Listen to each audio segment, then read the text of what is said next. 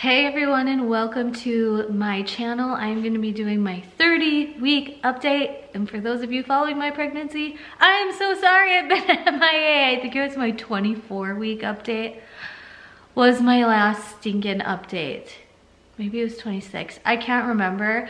But you guys are so sweet for wondering about my pregnancy, how we're doing. A lot of you guys are even really concerned that something went wrong because I stopped documenting my pregnancy. I assure you all is well, and I'm going to be getting into that. But I wanted to let you guys know I am on Instagram daily. So if you're wondering like various updates, I'm always on Instagram. That's where I hang out majority of the time in both stories and posts.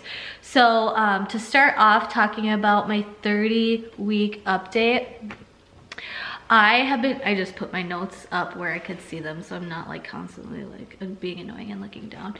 I have been having so much back pain with this pregnancy. I even am still wearing that supportive belt if I forget to wear it and I'm too active, as in chasing around my toddler.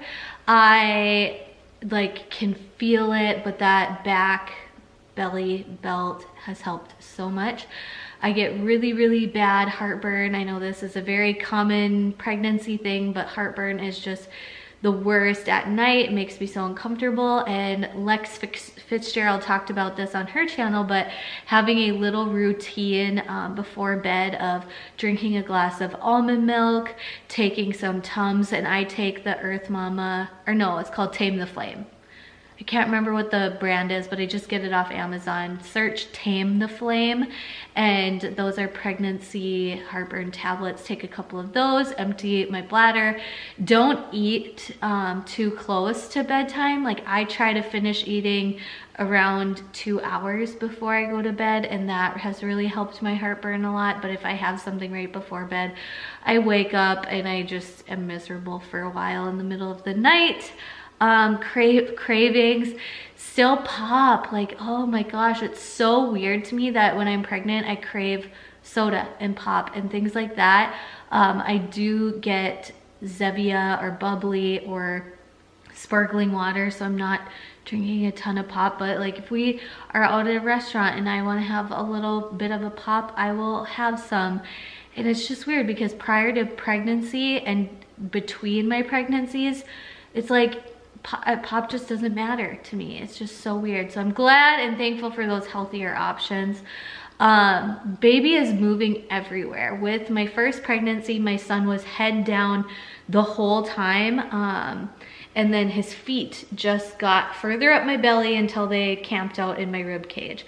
But with this baby, I feel kicks on my sides. I sometimes will feel it at the top of my belly, and then I'll feel something kind of in the middle. Like this baby is just moving all around in my belly, and it's a good thing because that is meaning he's not putting a ton of pressure on my cervix, I don't think. But I'm just like, this is just so weird to me because with my first pregnancy, it was just like I said, he was head down. And I did have my last scan at 26 weeks. For those of you who don't know, I'm high risk pregnancy due to a condition called incompetent cervix, and that was when my last cervical length check was.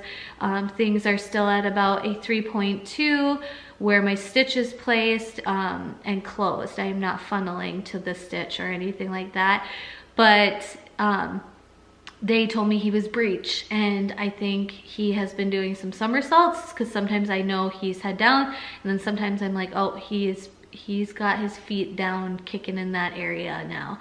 So he's just flipping around and everything, and I'm hoping obviously that he somehow settles into the head down position. My doctor did assure me like most of the time babies are flipping around at this point, and they can like a very small percentage of babies stay breech. Yeah, so I talked about my last cervix length check at my 30-week appointment, which was just a couple days ago. I'm actually like between 30 and 31 weeks right now. At my 30-week appointment, I talked to her about pressure. I wasn't feeling good. And I was like, this baby's gonna be coming, you know, right after the cerclage is removed. And she was thinking and tested me for both a yeast and bladder infection. And I did get a couple yeast infections with my son Bryce. It's very common for pregnancy, and also when you have the cerclage around your cervix, that is a foreign object, more bacteria kind of increases the risk for that. I saw my urinary tract infection test came back and that was negative, but I haven't heard back about my yeast infection. So I've just been doing a couple things to maybe help combat that on its own.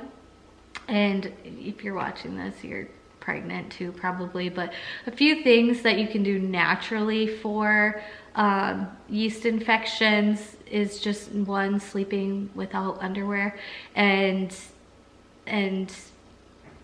yeah, not wearing tightness up there, and it can be really uncomfortable. Another thing, I did not try this, but a garlic clove.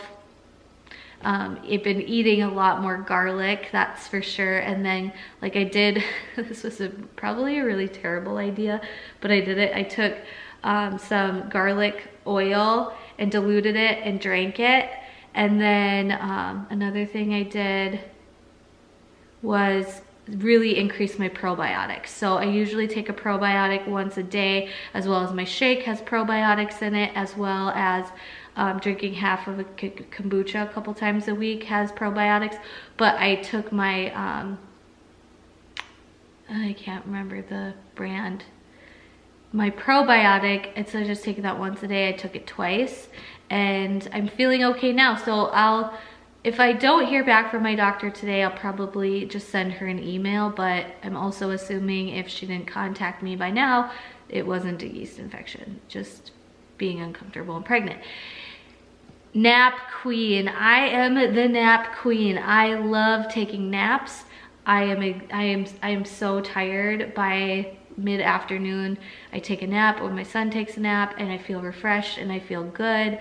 And I used to never be the type to nap, but I am loving naps in this 3rd trimester. And if I don't take a nap, I want to go to bed at like 7:30 after we put my toddler to bed. And I'm like, I'm so tired, I gotta go to bed.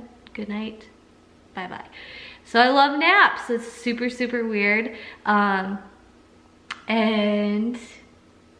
yeah, that's my 30-week pregnancy update. My cerclage will be removed at 35 weeks. The reason why that is because my doctor goes on vacation when I'm 36 and 37 weeks pregnant, and because I live a little ways away from the hospital right now, I have a huge fear of going into labor with my cerclage in. So if any of you incompetent cervix ladies went into labor with your cerclage in, let me know how it went, because I truly, truly, truly am so afraid of that.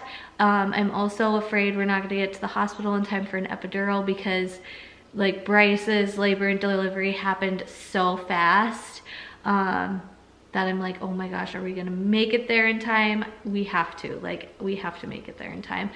And so my cerclage will be removed at 35 weeks because my doctor will be going on vacation. I do want her to remove it. She's also comfortable removing it at 35 weeks. I got my cerclage removed with Bryce at 35 weeks because I had so much pain and pressure because he was like right on top of the stitch. And I still held him for 2 more weeks after the cerclage was removed. So after the cerclage is removed, it's a waiting game for baby, and it'll be the 2nd time ditching the stitch and beating incompetent cervix. And I'm so grateful for that. And I can't believe like that's in 4.5 weeks. So thank you guys so much for watching. I'll show you my bump. We'll just shift on over here. That way I don't have to edit much. But here's with my sweatshirt on. I'm just wearing a sweatshirt. But I do want to be real with you guys. I'm a health and fitness person. I've been eating healthy this whole pregnancy, and I still have stretch marks, and I'll have loose skin. But there is my belly at 30.5 weeks. I swear this is what size I was at 30 weeks with my son. My weight gain is around 20 pounds. Yeah, a little bit over 20 pounds. So healthy weight gain. I want to try to keep it around 30 or under. I don't know. I personally put on a lot of weight towards the end of my pregnancy with Bryce, and I know that's just because the baby gets bigger, everything, there's more fluid and everything like that. But all right, I'll end it here. Thank you guys so much for watching. Please subscribe to my channel if you like pregnancy updates. You will be seeing more baby updates once this baby is here.